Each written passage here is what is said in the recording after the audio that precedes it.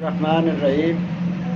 فالج کے لیے اکثری تیل میں آپ کو بتا رہا ہوں، تیلوں میں سے مالش اور اکثری تیل، یہ تیل میرے نزدیک اس سے بڑھ کے کوئی اور تیل نہیں ہے۔ ٹھیک ہے، تو آپ ایسا کریں کہ زیتون کا تیل لے لیں، اس کے اندر چمگادڑ کا سر وہ ڈال کے اس کو جلا لیں۔ آپ چمگادڑ کے سر کو 2 3 4 جتنے آپ زیادہ جلائیں گے اتنا اکثری تیل ہوتا جائے گا آپ کا۔ کتنا تیل ہو؟ تیل تقریباً آدھا کلو لے لیں، اگر 2 چمگادڑ آدھا کلو لے لیں، اگر 1 کلو تیل ہے تو 4 چمگادڑ کا سر لے لیں، پاؤ ہے تو 1 لے لیں۔ ٹھیک، اس کے اندر جلا کے اس کی مالش کرنی ہے۔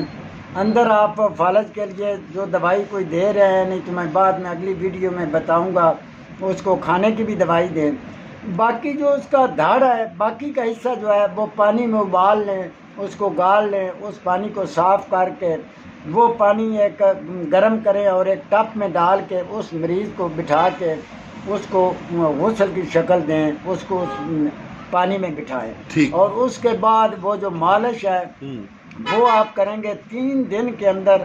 چارپائی پہ بھی ہوگا تو وہ پیدل چل کے انشاءاللہ اپنے پاؤں پہ انسان گھر جائے گا، انشاءاللہ اس مالش سے وہ ٹھیک ہو جائے گا۔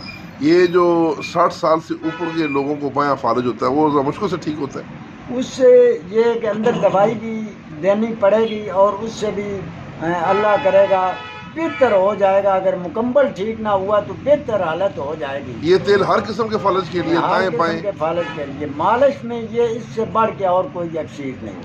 بہت شکریہ صاحب جناب محمد اسلم صاحب، اللہ تعالیٰ آپ کو سلامت رکھیے۔ بہت اچھا نسخہ دیا آپ نے۔